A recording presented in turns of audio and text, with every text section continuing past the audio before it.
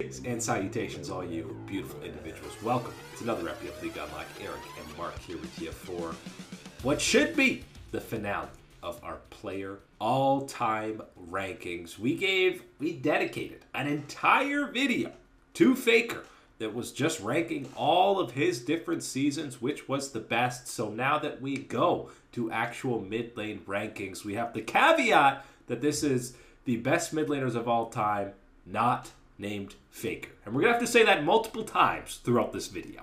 Yeah, we want to make sure that that is very clear to people that, yes, Faker would be number one, unquestioned. It is absolutely just not fair to do one of these type of comparisons, do these type of lists when you have such an unbelievable front runner the way that Faker is, completely outside of his own position, outside of the whole game. Everything, you look at the statistics, it is overwhelmingly in favor for him at number one.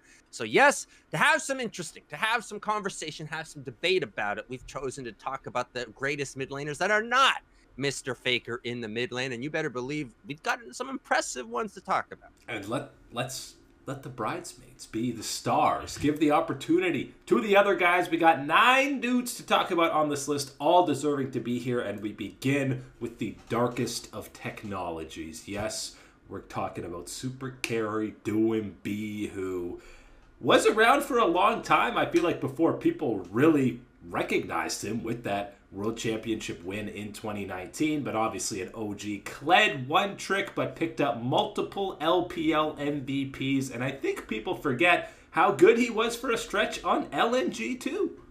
I think a problem that a lot of people have is you remember maybe the missteps, and there were one or two towards the end of his career at the international level that's where a lot of people take that knock on him and forget about what he built his career before that type of point. And that is, again, a lot of that success domestically within the LPL, climbing through the ladder, climbing through these teams to find that ultimate success that he eventually does realize with FPX and that type of run that we saw from him.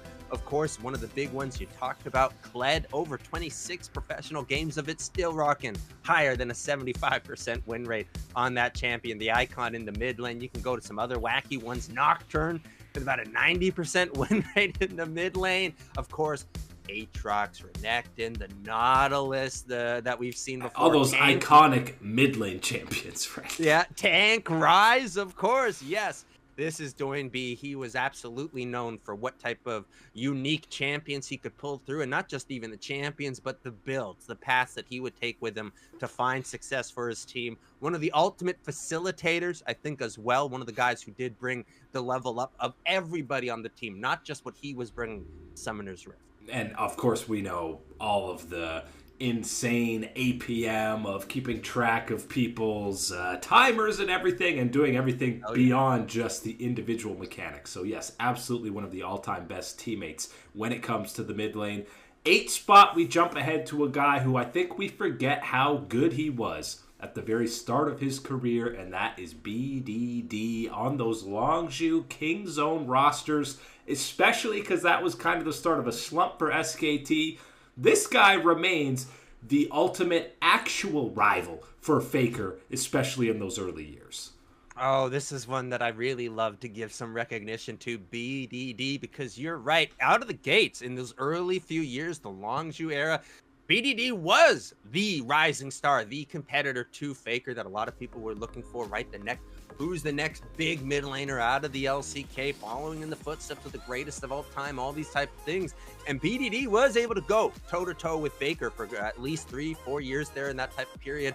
And then we get a bit of a downtime. But recently, in the last year or two, people have been reminded of the class, of the level of skill that BDD can bring to the table, even if the rest of his team isn't necessarily at that point. And I think that's both a plus and a minus for BDD. You look at maybe the individual accolades and trophies aren't quite there with some of the other guys on this list, but if you look at some of the teammates BDD has had compared to other guys on this list, we're talking some of these KT rosters, Nongshim. He's been surrounded by 4 not all pro members, to say it politely, and he's still been one of the premier mid laners for the better part of going on 7-8 years now.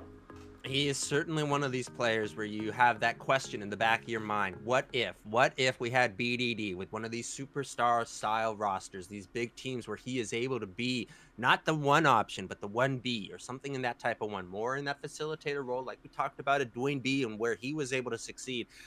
BDD has not been afforded those same type of luxuries, even if you look at him as a different player, of course. Yeah, when he was on that Gen G roster with Ruler, they were one game away from making it to a World Finals. And maybe, we're talking about BDD in a very different light if that ends up come to being. But still been one of the most consistent mid laners throughout his entire career.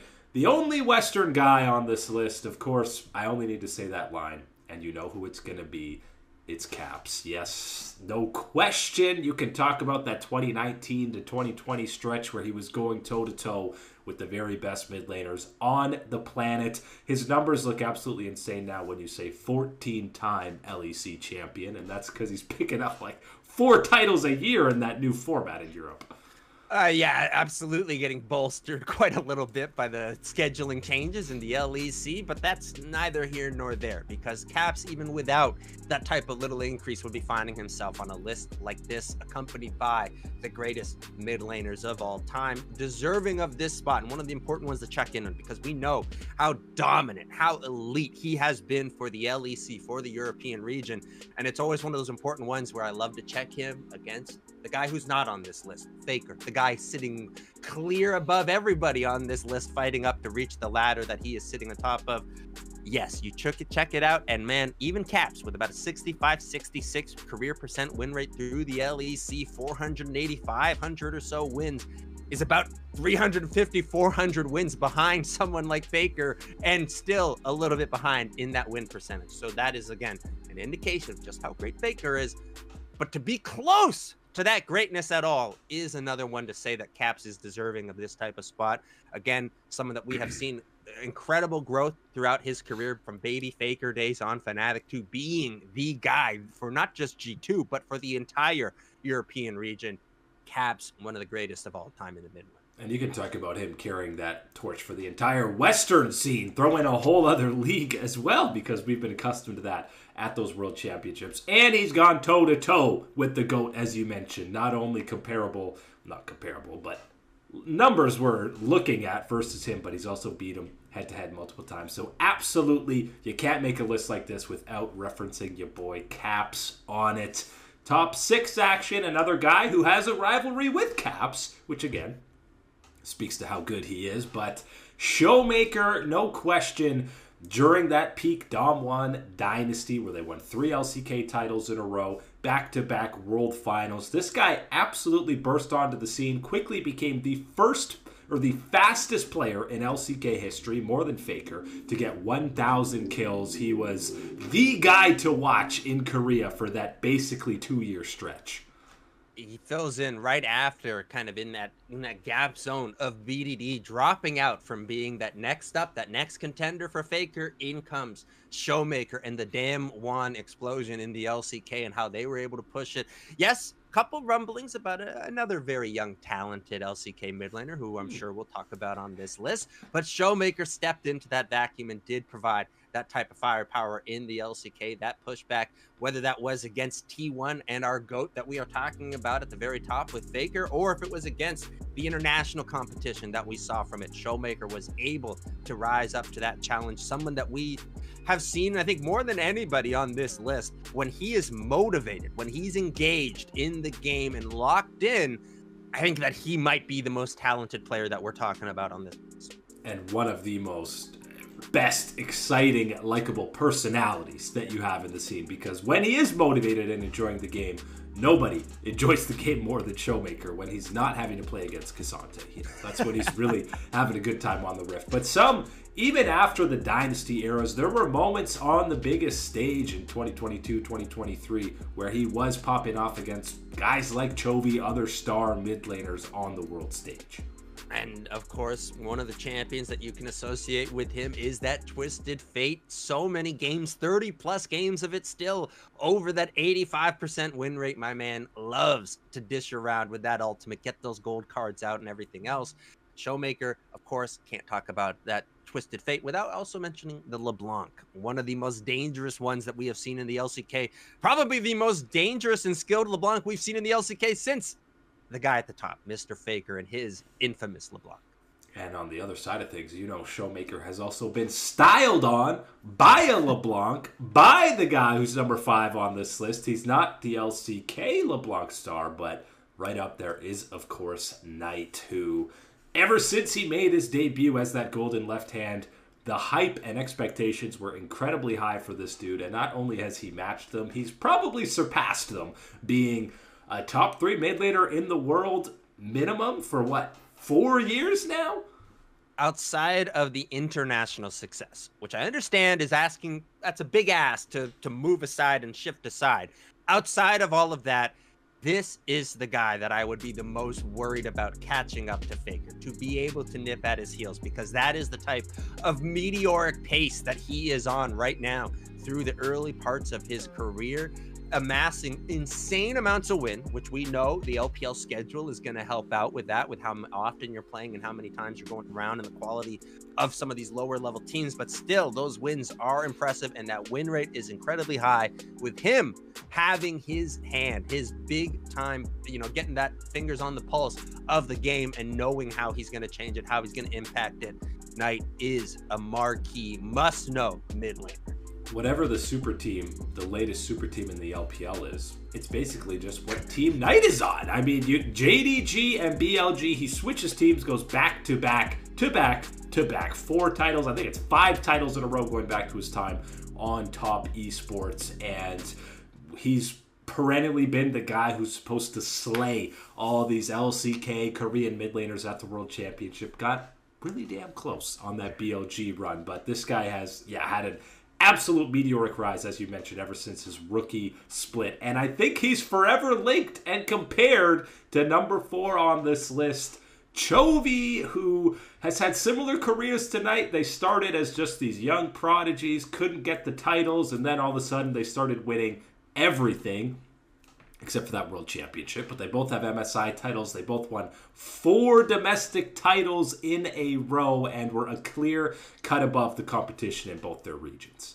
If this was a horse race type of scenario, have Faker way out in front, of course, but you'd be watching this infinite stretch and you'd be seeing the speed at which players like Knight and Chovy are catching up, are getting up to that type of level. That is the scary thing when you're talking about them. And yes, Chovy finally makes his appearance here, that we can talk about him and the greatness that he has exemplified in the LCK.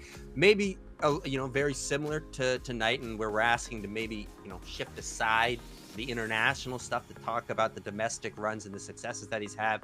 It's unavoidable that you do have to mention it, because when you're talking about these type of players, the pace that they've been going at early in their career and how close they will eventually get to catching up to Faker in a lot of these impressive statistical categories, the one where they're most likely going to be lacking is that international success. It is almost impossible to envision anybody succeeding to the same level that Faker has already succeeded at that international level. And to be at that type of comparison, that's what's necessary. Both of these incredibly young, talented players. And the ludicrous numbers they have domestically, it's like 6 straight finals for Knight, 4 titles in a row for Chovy. Absolutely nutty numbers, but Faker does similar to that at a World Championship. So that's obviously where the GOAT sits there. But man, impressive how much we mentioned Faker for a list that's not going to include him. But obviously mid laners are always being compared to him. And I mentioned BDD is that OG rival to Faker, but obviously Chovy is now...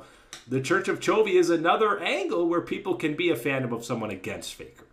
He's become his own icon and idol within the CK that can rival the likes of Faker. Absolutely, I don't think anyone's going to say surpassing, because of what Faker is, and especially with the last couple of years of world success for him on that adding in. But Chovy has picked up that mantle. Talked about BDD to Showmaker to Chovy, and here we still are in the age of Chovy of the LCK.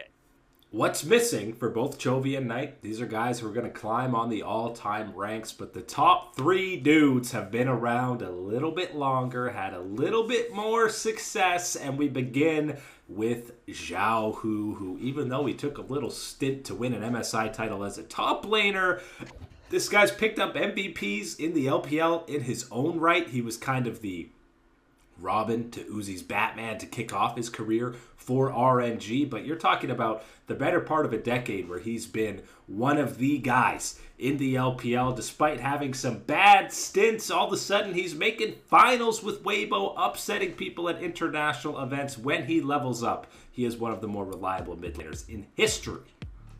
Knight and Chovy must be asking themselves, if they're not asking it about Faker already, when is this guy gonna step away from the game so he can finally take over for this type of position? Xiaohu, one of the oldest standing guards that we have had in the mid lane, and one of the finest that we have had in the mid lane. No question about it. The career that he has carved out for himself through what originally started out just pretty much as pure loyalty to RNG and the way that he was playing and signing through for them and being one of the main focus points that they would have, to then this whole mercenary-esque type of career that he's gone through since then, to find himself with the longevity that he has had in the LPL and the recent successes, recent resurgences, I'll say, with Weibo Gaming. It feels very good to have a player like Xiaohu up here in the top 3. And again, it's being able to survive for so long. Like since 2016, right? There were even splits without Uzi where Xiaohu was the standout guy on RNG. He survived all these 80 carry metas where he actually looked pretty good. And whatever becomes standard or meta in play, we know that Xiaohu's going to be a guy able to step up and deliver for whatever roster he's on. Number 2 on this list to me is a guy who's criminally underrated when you're talking about GOAT mid laners. And that is Scout. He's got a world championship under his belt. He's got multiple LPL titles. He's survived different eras of EDG, was kind of the transition to that world championship form. He's survived disappointments that EDG had at that world stage before getting that final crown. He's got multiple MVPs, and whatever roster he's on, he's the guy, the main win condition. And I think this is where I can accept some swip swapping depending on what your value is on. Do you value just the raw win numbers of someone like Xiaohu and the amount that he has played to put him in this type of position? Or do you go through the story? Do you go through each individual year and examine it and all the factors that play into it and what grade they're giving him at the end of it? I think if you're doing it that type of way, someone like Scout will emerge as the number 2, the guy that has to be in this type of spot.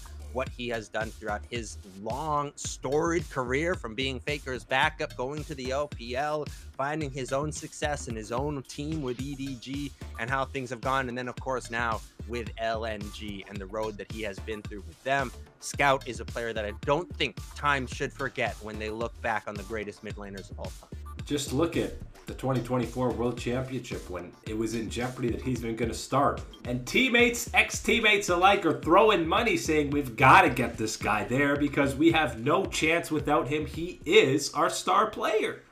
And I think when you're talking about players in the LPL, for me, he is without question the best Sylas that you've got in the LPL. Someone with about over 30 games, a 70 win % rate or so, just a little bit higher than that. But I think that the angles that he plays on it, the way that he is able to push and change the game on that type of champion, and the way that Sylas can shape things around it is a difference maker for me. Scout, one of the greatest of all times, has to be recognized. He probably had to study the Sylas a little extra hard after Zeka styled on him at 2022 Worlds. But listen, if you were doing one tournament, greatest run by a mid laner, Zeka's probably number 1 on this list, by the way. Without question, to me, the one that he 2022, pretty much the greatest of all time type of run through, either from the greatest of greats that have all been there, of course, including Faker at the very end of it all, to the hottest of young prospects with Chovy and everything else. Yes, Zeka would have that type of recognition in that. The ultimate master of longevity, number 1 on this list, which is actually number 2 because Faker's the real number 1. But we are talking about Rookie. Obviously, this guy has been on so many different iterations of IG, different squads, different organizations. He's got the World Championship, doesn't have MSI, got many, many LPL MVPs. And I think similar to BDD, there's been a lot of years where Rookie has been on bad teams, underperforming teammates or not living up to expectations. But more often than not, you're still talking about Rookie, even on a bad team, as one of the best mid laners in the LPL. I think the only thing you need to mention with those ones is talking about, well, Victory 5 to lay things out, number 1, and then number 2, Ninjas in Pajamas. So we can quite clearly get a picture that things haven't always been the best team-wise for someone like Rookie, and that's even before we talked about things that happened after 2018, which is the World Championship secured with IG for Rookie. We love to talk about that one. That was obviously a phenomenal performance throughout the entirety of the tournament, one that I think that is important to talk about where he started at that tournament being highly valued and everything else, and then having a loss to Caps, to Fnatic, and being able to go through that whole tournament and then culminating in that finals with the pure domination against Fnatic and Caps in the way that it was able to be. But yes, after that, some lean years on IG, but that doesn't mean that it's been lean years from himself, Rookie. The way that he has been able to perform and lead the charge for any of these teams that he has been on absolutely needs to be mentioned from his LPL run. And again, you can't mention Rookie without going way, way back and saying he was beating Faker in the LCK way back in 2014. So yes, he's got that LCK title checkmark alongside the LPL and Worlds title. Yes, you do need to dig back a little bit for that one, and it certainly has almost become, again, that forgotten memory, given how iconic and how much of a mainstay he has become in the LPL. Again, one of these players that has, I believe, I'm pretty darn sure, has gotten his citizenship to be recognized. I think he was the first guy in the LPL to get one, so. There it is. So Mr. LPL Rookie coming on through, and yes, one of the greatest mid laners of all times. And it's one of the things where it's a little bittersweet because yes, he gets to sit atop of everybody else here, but there is always the ever-present, omnipresent reminder that everybody's living under the rule of Faker sitting atop. For now, Rookie's just keeping the throne seat warm until Faker comes back from that bathroom break and says, get out of here, man. This He was at the Linkin Park concert. You know, he's bringing the crown back, and keep it ready. It's really heavy, man. I got to sit on this throne, otherwise I'm gonna get tired. But still, got to acknowledge these other 9 guys because they have had incredible careers, going head to head against Faker. A lot of them still able to pick up some of these accolades. So big shout out to them. But that is it today for League Unlock. Eric and Mark here with you, beauties. Thanks for hanging out, and we will catch you on that flippity flip.